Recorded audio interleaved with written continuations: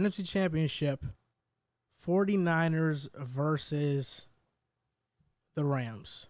Now, Jimmy Garoppolo is 9-0 in games where he has 0 touchdown passes. That's hilarious. 3-0 in the playoffs. 4-1 in the playoffs despite only throwing for only 200 yards once. 2 touchdowns to 5 interceptions in his playoff career. Only quarterback to average fewer than 25 dropbacks a game at 18.7. In PFF history, and all the quarterbacks they've recorded since 2006, he has the lowest.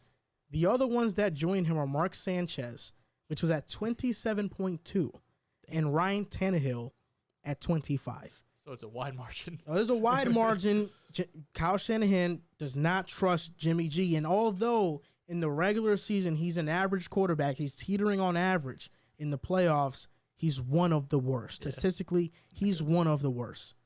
Now, that doesn't matter because the Rams and the Niners are two totally oppositely built teams. The Rams are a team that Sean McVay saw that needed to upgrade the quarterback position and made a move. They're a great team, and a great quarterback has elevated them a little bit more. The Niners are a great team in spite of Jimmy Garoppolo. It's two different ways of constructing a team. You got the Rams, big name, brand, super team-esque. You got the 49ers. We got holes, but our scheme's great. And it just kind of goes to show that there's different ways of building a roster. In the 49ers game-winning drive versus the Packers, Jimmy G completed 1 pass. He didn't have to do much. They relied mostly on their running game. And I think they'll rely mostly on the running game versus the Rams. The 49ers have a high-level defense despite their lack of corners. And their pass defense, to me, is great. Their scheme, they're so disciplined in where they have to be. And most of that is due to DeMeco Ryans just having these guys prepared and well coached. Mm-hmm. As much as Robert Saleh did a great job with the 49ers, I think DeMeco Ryans is better. He's a better coach, and he's going to get a head coaching opportunity pretty soon. He's that good. The Cowboys and Packers offense both ranked top 6 in estimated points added per play. And 49ers held the Cowboys to negative 0.18 and the Packers to negative 0.13, which is insanely bad for their standards. They really locked up. The 49ers barely play man-to-man defense. They have a cover 1 rate since week 12 at 13.9%. They barely play man-to-man, so they don't trust Mosley and Ambry Thomas and Josh Norman or K'Wan Williams to go and cover guys. No, they're a zone-reliant team. They are a cover 3 scheme. And the guy who makes it all go is Fred Warner, the man in the middle. Okay. His ability to recognize concepts and carry routes, he's essentially guarding 2 players on every single pass play, and he's damn good at it. It's like the user in Madden. And literally. Dre Greenlaw, who's another fast, twitchy linebacker, does a great job as well.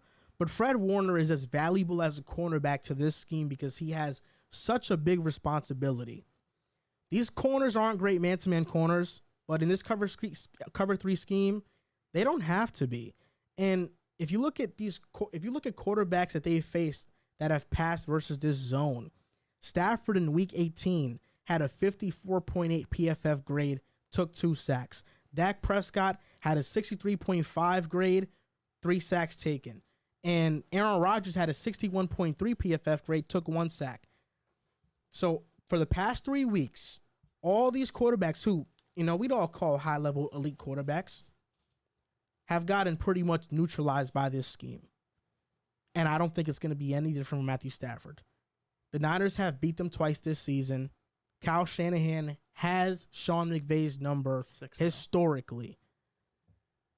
And Matthew Stafford's one of the best quarterbacks against the blitz. Well, the Niners don't have to blitz versus the Rams. They just drop back, and they let their pressure go after it. That guy, Noteboom, is he playing? Is he starting? If he is, it won't really matter. If Whitworth's playing, it won't matter. Because the guy the Niners got is Nick Bosa, who's a defensive player of the year candidate. That's how great he's been. Eric Armstead, one of the better defensive linemen in the NFL. Arden Key, who they got, has been really great. Charles Omenihu, who they got from Houston, has been really great. And they have the 5th highest pass rush win rate while playing zone at 58.5%. That means they get after the quarterback more than you count one play, the next play they're after the quarterback. So the Niners are going to be able to drop back guys in coverage. They don't have to blitz. That's more confusing looks for Stafford. It's going to throw him off a bit. The Niners will come out on top. I'm surprised. I'm so shocked. Are you actually? In spite of Jimmy G. Jimmy did like I said versus Packers. You were right about that. He doesn't have to have a great game. That you were right about that. And I don't really trust the Rams to stop my guy Debo. I don't trust the Rams to stop my guy Kittle. Oh, they got another guy over there in Ayuk who's pretty damn good too. Oh, and Jawan Jennings, who, man, occasionally he makes a big-time play. The Niners will win. This is going to be a rematch of the 2019 Super Bowl. And, hey, the Rams, I know they're keeping tickets away from the Niners. We'll see if that's a great plan at the end of the day. Interesting take, my friend. I will say what I agree with first. The pressure that they're going to get on the Rams is going to be what startles me the most. Last time they met up in SoFi Stadium, they had 5 sacks. The way that they've been getting after the quarterback these last couple of games has been amazing. Definitely the best pass rush in the league, statistically at least. But let's not forget Aaron Donald, Von Miller, who has elevated his play come playoff time. The second highest graded defender in the NFL playoffs right now. Second to Fred Warner, who has been an absolute menace on the field. I can't discredit anything he's done. Against the Packers, he was amazing. Von Miller has shown why you trade for a veteran towards the back end of their career because they still have something left to prove. And Von Miller, who is a first ballot Hall of Famer, is still playing at an elite high level. And Leonard Floyd, to match with that too, is a great pass rusher also. He's been getting after the quarterback great. So you have 3 of the best pass rushers in Aaron Donald, Von Miller, and Leonard Floyd against an O-line who has been pretty great, but Trent Williams is banged up. Is Trent Williams going to suit up?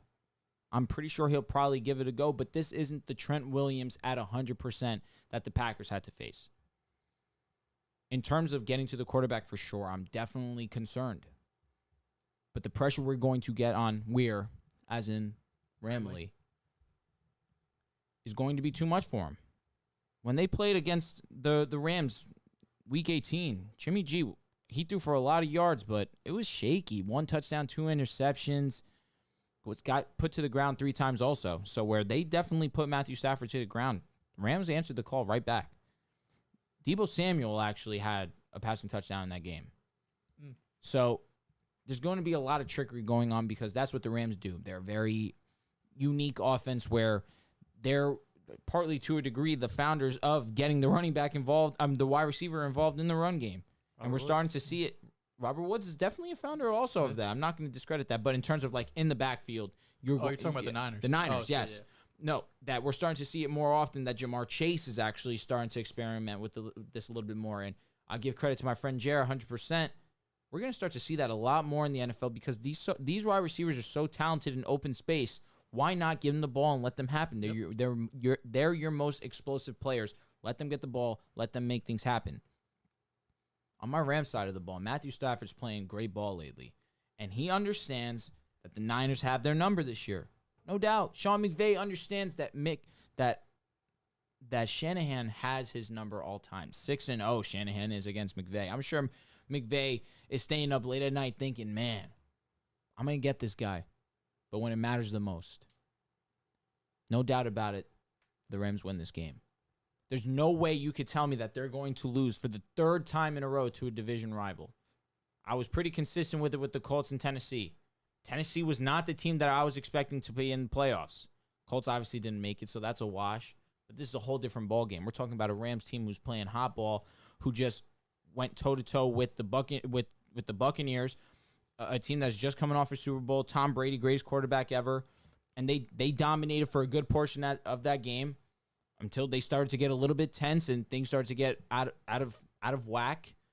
But then Matthew Stafford leveled them down. And I'm expecting the exact same thing to happen this weekend. Matthew Stafford's going to play amazing ball. I have no doubts about it. Cooper Kupp's going to be a huge factor in this win. And Odell Beckham is going to have a huge part in this win. He was not a factor that much against the Niners Week 18. Only had a total of 18 yards, 2 receptions. I do not expect that to be the same in this game. Odell has been huge for them these last 2 games against the Cardinals, against the Buccaneers. I'm expecting a similar result. Odell is going to let his impact be made in this game. And the run game, it worries me because the Niners have been very, very great against the run. Shaky to start the game against the Packers. So it's possible that the Rams could get it going. But the last time they matched up, Sonny Michel, 21 attempts, less than 50 yards. He was terrible. But now we have Cam Akers. Who knows how he's going mentally? I still think that Cam Akers is a good ball player. I think he's a resilient ball player. He's going to get in there. He's going to be confident in himself. He's going to make plays, whether it's on the ground or catching the ball out of the backfield. I expect the Rams to have a sound game plan and accomplish that this weekend. It's going to be a dogfight. I'm not saying it's going to be a blowout. No way. I cannot overlook this Niners team anymore. Niners are a solid team defensively and offensively. Shanahan knows what he's doing with these play calls. Debo's a menace. Kittle's a menace. It's going to be a tough game, no doubt. Elijah Mitchell, he's been playing good ball, but he wasn't amazing against the Packers. They really held that in check. I think the Rams rush defense can keep it in check. I'm predicting the Rams to win 24 to the Niners 17. I think it'll be 17-14. I thought you were going to have the same score as me. What do you have? I have, well, I'm not going to spoil it. Also, real quick before I go on, I was watching y'all top 5 cores, and Riv went 1, then 2, then 3, and no one said anything. Oh, that's a good point. Yeah, and you guys let it rock. What are you talking about? So when we did the NBA top 5 young cores, Riv start at a number 1. Said Memphis or whoever it was. That's a fact. That's true. And no one said anything. Yo, low key, I didn't even Just saying we should go 5 to 1. Yeah, definitely we should have. Yo, that's just hilarious. I don't know what just sparked my memory there, but I was watching that today. I was like, no way he went 1 and no one said anything after I got violated for starting at 1. You did. Crazy. Let's get back to football, though. So, Rams vs. 49ers. 49ers won the last 6 games against the Rams. This year, 2-0 with the Matt Stafford era, if you want to call it that. But Shanahan has really had McVay's number, even though McVay started off, I want to say, 5-0 against Shanahan. And these two coaches both told each other, not each other, but they were, I forgot who was talking to who, but it was some report that came out, and they said, we can't surprise each other. You know, we know everything each other's going to run. It's going to be a matter of who could just make that one stop, make that one big play to really change the game.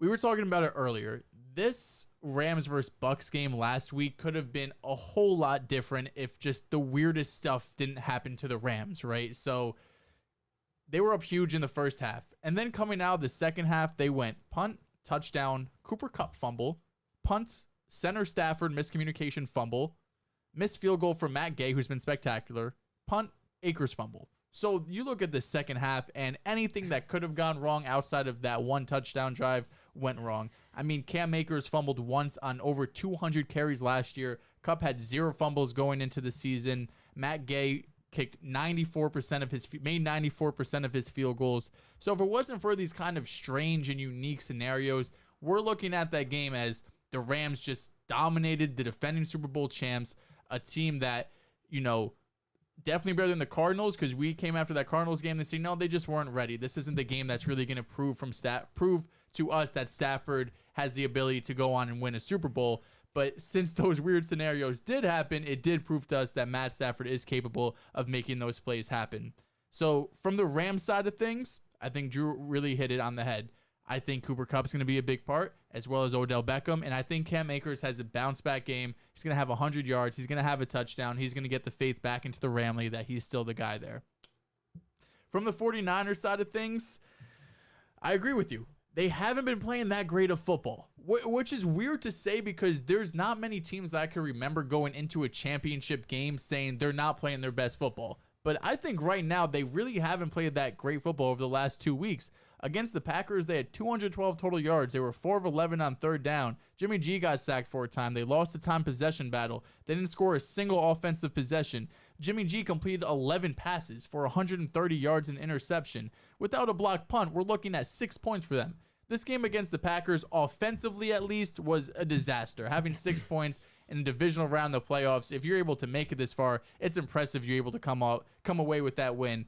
They did play a little bit better against Dallas. I know you guys were having a debate who dominated who. They dominated Dallas. They dominated, whatever you want to say. Even still, Jimmy G didn't have the best game. Elijah Mitchell had the best game. Debo did play well. I just don't see how the 49ers, after coming off back-to-back, not playing their best football, when I look at the Rams and I see they dominated the Cardinals, smoked them, division rival, and then they really did dominate the Bucs. If it wasn't for those weird things, they dominated the Bucs. I don't really care. Tom Brady did come back, but the Rams allowed that to happen, and I don't see Cam Akers fumbling twice again, Cooper Kupp having his second fumble in 2 weeks, and Matt Gay missing a 48-yard field goal, which for him, it really is a chip shot. I think the Rams do remember their Week 18 meltdown a little bit. I think that's going to be in the back of their head like, yo, we had a chance to kick them out. We had the chance to not have to face these guys, but we're the reasons why we're facing them right now. And they're going to be the reason that we're out the playoffs. And they're going to know we got the better quarterback. We got the better overall team. We're going to get the job finished this time. The Rams are going to come out, win 24-21. Ramley, man. Let's do it. You really think that the Rams are better overall team, or they just have a better quarterback? I think overall they're a better team. It's close. It's close for sure. Kind of Offensively, who's better offensively? Offensive weapons. Cooper Kupp and Debo, you got to take Cooper. I think It's they cancel closer than you out. think, I think though. they cancel out. It is close. I cancel out. Yeah, they're both. I mean, you can make the argument they're number one. Debo, Ayuk, Odell, Kupp, but then Kittle. Kittle is what separates the Niners, in my opinion. But then they have Jimmy G at quarterback. Yep. I know, that's what I'm saying. It's like, pretty. it's just the quarterback. Yeah, like if they had, It's just the most important position. if on they the had field. like a Dak Prescott, who's the better roster? Who's the better team? Niners have Dak Prescott. Now, if Niners have Oh Dak my Prescott, God, bro! We Oh were yeah. looking I at thought, dynasty. I thought you were saying the Rams. I was like, that kind no, of. I think the Niners are a slightly better overall team. It's just the quarterback. Come on, King. Yeah. You know that's not true in your heart of hearts. I think No, their rosters. they're a really great Their team. rosters are both. They stack up well against each other. I was Well, just we'll in see. my mind that We'll see what happens.